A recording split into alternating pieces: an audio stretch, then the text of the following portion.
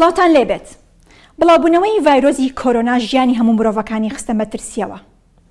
بەدەیان و 100 ملیۆن کەس بە درێژایی ساڵی ڕابردوو تاوەکو ئێستا تووشی پەتای کۆڤید-19 بوون و زیاد لە 3 ملیۆن کەسیش بۆ پەتایە گیانیان لەدەستدا. تاکە ئومێدێک بۆ کەمکردنەوەی مەترسیەکانی ئەو ڤایرۆزە بەرهێنانی ڤاکسین بوو.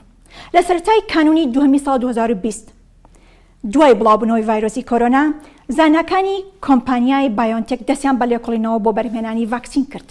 بڵاوبوونەوەی هەواڵی سەرکەوتنی ڤاکسینەکەی ڤایزەری ئەمریکی و کۆمپانیای بایۆنتێکی ئەڵمانی بە خاڵی وەرچەرخان لە ڕوبەڕووبوونەوەی ئەو پەتایەدا دادەنرێت. لەگەڵ ئۆگور شاهین لەم هەفتپەیوینەدا لەسەر بەرهێنانی ڤاکسینەکە و هەروەها گەیاندنی بە وڵاتانی جیهان و بە تایبەتی عێراق و کوردستان قسە دەکەم. سڵاو بەڕێز پرۆفێسۆر ئۆگر شاهین، زۆر سپاس بۆ ئەم دەرفەتە، سپاس کە کاتتان هەیە لەگەڵمان بن. لە سەرەتا دەمەوێت بزانم هەستی بەڕێستان چۆن بوو کاتێک ڤاکسینی دژی کۆرۆناتان دۆزیەوە و ژیانی هەزاران کەستان ڕزگار کرد. Ja, es ist ein sehr schönes Gefühl, helfen zu können. Also هەستەکە پڕ خۆشە کە تۆ بکاربی ئالیکاریا مرۆڤ بکەی. ئەس پزیشکم، هەڤژینا من ژی پزیشکە. مە هەردوویان بە هاڤڕە نەتەنێ لەسەر لێکۆلینێن زانستیên بنگەهین کار دەکرد. لێ لێکۆلینێن مە ئەو مژال لەخوا گرتو بوون کو ئەم چاوا بکاربن دەرمانên نۆ بگهێنن مرۆڤان. بڕاستی ئەس سەرسامم کۆ ئەم نەها دەوارێکی دندە کار دەکەن نە دەوارێک و مە دەسەریدە دەست پێ کرد. مە دەخواست دەرمانێ چارەسەرکردنا پەنجەشەیرێ ببینن. لێمە نەها دەوارێ ڤاکسینێدا ji بۆ هەموو مرۆڤاتیە کار دەکەن ڤاکسینێک کۆپڕ bi bandûre. Karê me ew qasî bi bandûre ku me bixwe jî di destpêkê de bawer nedikir. Hergav û bi berdewamî name ji me re tên ku dapîrek niha dikare neviyên xwe bibîne yan malbat niha dikarin bi hev re bin yan korokêç dê bavên xwe bibînin. Ev hemû name û spasdariyên pir berdewam in. Wê çaxê em hez dikin ku jiyana çend kesan hatiye rizgarkirin. Amar û hejmar vê derdixin. Bêguman ev jî hestek xweş e. Ji aliyekê din veya ku me mijûl dike ew e ku heya niha vaksîn negihiştiye gelek kesan. Lewma em dibînin ku karê me hêj xelas nebûye.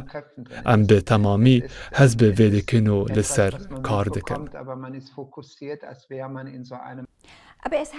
باشە، دەگوترێت کە ڤاکسینی بایۆنتێک دەبێت هەر کەسێک 3 قورچک وەربگرن بۆ ئەوەی کاریگەری هەبێت. ئایا ئەوە تاوەکو چەند دروستە؟ Bila em ji pirsa yekem dest pê bikin. Vaksîna me piştî 7 rojan ji wergirtina qorçika duyem zêdetirîn rêjeya bandûra wê dibe. Piştî 12 rojan ji wergirtina qorçika yekem, bandûra vaksînê seretayî dibe. Di 12 rojên destpêkê de ti bergiriya vaksînê nîne. Wek nimûne, eger kesek berî 2 rojan vaksîn wergirtibe û paşê bi korona bikeve hingê vaksîn nikare hevkar be. Kêmtirîn rêjeya bandûrê 12 roj jê re pêwîstin. Zêdetirîn rêjeya bandûrê jî piştî 7 rojan ji wergirtina qorçika duyem dibe. Rêjeya bandûra vaksîna me pir bilind û digehe ji sedî 95. Ev ne tenê encama testan e ku li ser 40,000 kesî hatibûn kirin. Lê niha datayên rastaqîn li Bame hene ji İsraîlê ku bêhtirî 5 milyon kesan niha vaksîn wergirtine. Li gor wan datayan em dibînin ku bandûra vaksîna me ji 95 zêdetir e. Lê bandûra vaksînê piştî 6 mehan kêm dibe. Datayên li Bame hene ku piştî 6 mehan ji 91 baş e. Em dibînin piştî 8 mehan bergiriya leş kêm dibe. Lewma pêwîstiya me bi qorçika sêyem heye da ku em باندورا ڤاکسینە بگهینن ji sadî sad. Anko qorçika sêyem piştî nehiyan 12 mehan dikare hevkar be ji bo bilindkirina bandora vaksînê. Lewma em di wê baweriyê de ne ku her heşt heya 10 mehan carekê yan salê carekê pêwîstiya me bi qorçikê hebe ji bo bilindkirina bandora vaksînê. بۆ وڵاتانی زۆرینەی موسڵمانان زۆر گرنگە بزان ئەو ڤاکسین لە چی دروست کراوە. ئایا هیچ مادێکی ئاژەڵی تێدایە؟ Über die Bestandteile ihrer Impfstoff sagen? Ja, sehr gerne. Also wir haben das, was in unserem Impfstoff... Ez ê pir bi kêfxweşî bersivavê pirsê bidim. Hemû madeyên ku di nava vaksînê de hatine belavkirin û her kes dikare wan di internetê de bixwîne. Gelek pirsên bi vî awayî ji min re tên ka gelo di nav vaksîna me de madeyên ajelî hene? Ev pirs ne tenê li welatên misilmanan têne kirin lê cih jî vê pirsê dikin û dibêjin ku egelo vaksîn li gor bîro baweriyên wan guncav e yan ji bo wan helal e? Hemû madeyên ku di vaksînê de ne qet ne ajelî ne. An ku hewce nake ti dûdiliyek hebe çimkî vaksîna me ne ji madeyên ajelî lê ji madeyên din hatiye çêkirin. Her wiha donê ku têde ye ji madeyên giyayî hatiye berhem anîn. Lewma em dikarin bêjin ku hemû made helal û koşer in. Helal li ba cihûyan. Ji aliyê cihûyên ortodoks ve ew pirs ji me hat kirin. Me jî bersiva wan da û em zanyarî ji wan re dişînin. باشە ئایا کەسانی دووگیان دەتوان ئەو ڤاکسینە وەربگرن؟ ئایا پێویست دەکات منداڵیش وەری بگرن؟ لێکۆڵینەوەتان کردووە؟ Das zweite ist, können Schwangere geimpft werden. Also da machen wir gerade... Em niha li ser vê mijarê lêkolînan dikin. Hêj encama wan lêkolînan xilas nebûye. Lê datayên din li ba me hene ku gropên din li ser vaksîna me kirin û hatine belavkirin. Balavûkeka pir giring a pizîşkî bi navê balavûka pizîşkiya nû heye. Lêkolîn kirine ji bo zanîna gelo bandora vaksîna me ya negatif li ser kesên dûcanî heye yan na? Encama wê ew e ku ti bandora wê nîne. Pêwîst e ez bêjim kesên ku beşdarî lêkolînê bibûn, di dawiya meha dûcaniya xwe de bûn. Me lêkolîn li ser ajalan kir, me dît ti ziyana vaksînê li ser ajalên dûcanî nebû. Her wiha li ser çêlikên ajalan jî heya niha ev dataya li ber destê me ne. Ya ku bi min baş e ew e ku kesên dûcanî bi pizîşkê xwe re biaxivin û şêwiriyê werbigirin. A eşkere ew e ku wexta kesên dûcanî bi korona dikevin, pir bi xirabî pê dikevin û rewşa wan a tenduristî ji kesên normal pir xirabtir dibe. Metirsî li ser kesên dûcanî pir zêdetir in. Lewma baştir e vaksînê wergirin, lê em niha nikarin ti pêşniyazê bidin. Gelo pêwîst e zarok jî vaksînê werbigirin, divê de jî nabe ji bîra me here ku zarok jî bi dijwarî bi vîrusa korona dikevin. Haletên zêde hene ku zarok bi xirabî pê ketine. Bi kêfxweşî halet pir kêmin lê hene û zarok jî hebûn ku di nexweşxaneyan de ji ber korona li jêr çavdêriya hor bûn. Giring e zarok jî vaksînê werbigirin çimkî bergiriya giştî zêde dike û metirsiyan kêm dike. Lê heya niha encama lêkolînan ne berdestin çimkî xelas nebûne. Divê em çavarê bikin heya ku encam û dataya berdest bin. Vê demê em dikarin biryar bidin zarok vaksînê werbigirin yan na. بەڵێ لەم ڕۆژانەدا لە ئیسرائیل هەندێک حاڵەت تۆمار کران کە هەندێک لەوانەیە قورچکی دووەمی ڤاکسینەکان وەرگرت بوو تووشی هەوکردنی ماسوولکەی دڵ بوو بوون. ئێوە چی دەڵێن؟ Wir haben diese Informationen aus Israel ja auch Ew nûçe ji İsraîlê gêştin destê me jî. Em hergav daxwaz dikin hemû zanyarî û horgilî ji me re were şandin. Em dixwazin bi horî bizanibin çi qewmî ye. ئەو حالەتێن کولبوونا ماسوولکەیە دل چاوە هاتنە تومارکردن. دەبێ ئەو نیشان پڕ بباشی و بهوری وەرن وەرگرتن و ببن دۆکۆمەنت مەلە داتابەیسێ خوا تەماشە کرد. چمکی بە بەردەوام داتا ژمارەتێن.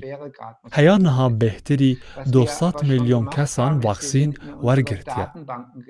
دە هەمان دەمێدە ڕێکخستن وەکە نمونە لە ئەڵمانیا PFPE یان CDC لە ئەمریکا ئەو ژیوان داتایان دبینن. هەیە نەها مەتە داتا لەسەر کولبوونا ماسوولکەیە دل نەدیتیە. لەوما ئەم نکارن پشتڕاست بکەن لێ ئەم بە بەردەوامی ئاگادار دەبن بە تایبەتی دەوێ ئەم بزانە بنگەلو ئەو راپۆرتێن کو لەسەر وان حالەتان هاتنە بەڵاوکردن ڕاستن یان نا چمکی گەلێک جاران هەبوو هەمان زانیاری پشتی چەند ڕۆژان بە ئاوایەکی دن هاتیە نرخاندن.